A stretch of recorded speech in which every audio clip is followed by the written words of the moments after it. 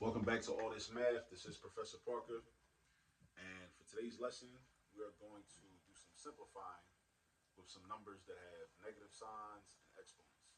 All right. Now, I came across this problem. It was giving some people some challenges, and these types of problems typically do give people challenges because you got to decide what to do with the negative signs. You got to decide what to do with the exponents. You got to make sure you do the right thing first and the right thing second, you know? So let's get right into it. Let's first read it.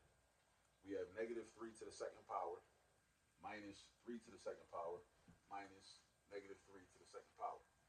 Now, case in point, it could be interpreted as though, or it could seem like all three of these are the same thing, but they're not though, because of the parentheses or the lack thereof, right? That determines a lot, right?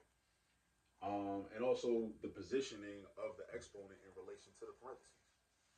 So let's do this. Let's start from the left, right? And let's read this. This says negative 3 to the second power. Some people would think that that means negative 3 times negative 3, but it doesn't, because there's no negative sign. This is where the order of operations comes into play. This negative sign actually represents, and this is one of the challenges that people have with mathematics. It's about the language and the symbols that are used and what they really represent.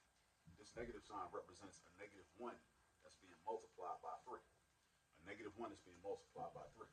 So another way to think of this expression right here is negative 1 times 3 squared. Now, if you saw that written down, it would be a lot easier to deal with, but you got to know how to do the translation, right? You got to know how to expand it, put it into expanded form, at least in your thought process, right? So if you saw negative 1 times 3 squared, then you would just make the decision. Should I use the exponent first, or should I multiply by negative 1 first? What should I do first, right? Now, according to the order of operations that we accept and we agree upon, we should use the exponent first. We should exponentiate. That's what that's called. We should use the exponent first. So if we do that, that's treated like a positive 3 to the second power, which is 9. Not 6, but 9. 3 times 3 is what 3 squared means, or 3 to the second power means. That's 9. Then you continue to go do negative 1 times 9. And negative 1 times 9 will give you negative 9. So we're going to write that down. We got net. So all of this becomes negative 9. Then we bring this minus sign down. Now, this 3 is in the parentheses, and there's a 2 outside, so that's an exponent 2, so that means we do 3 to the second power again, which is 9. All right? So because this minus sign is outside of the parentheses, we can keep it separate from this product right here. So that's minus 9. Then we bring this minus sign down, because this minus sign is outside of these parentheses, right? So then we have a negative 3 inside the parentheses, and an exponent 2 outside the parentheses. So that means negative 3 times negative 3. That's what that means. Just like this meant positive 3 times positive 3 because of the exponent. So this is positive 3 times positive 3. This is negative 3 times negative 3. And we know from our rules of arithmetic that when you multiply negative times a negative, your product is always going to be positive. So this is going to end up being minus. Now, you might be thinking, well, why is it minus? Because that's this minus sign. This minus sign comes straight down. Just like this minus sign came straight down, right? So this is going to be minus 9.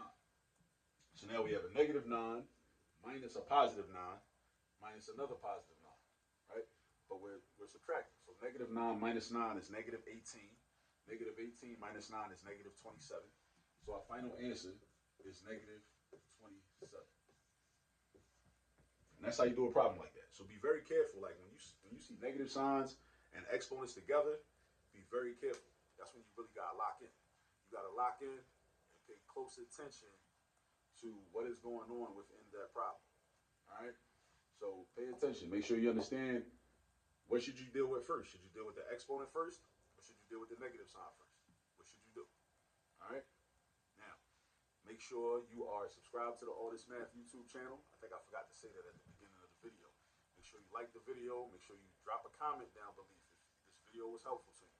And also, share the video with some other people so that they can benefit from all the content on this channel as well. All right? And with that, make sure you pay attention to your negative signs and your exponents, and we will see you on the next video. Peace.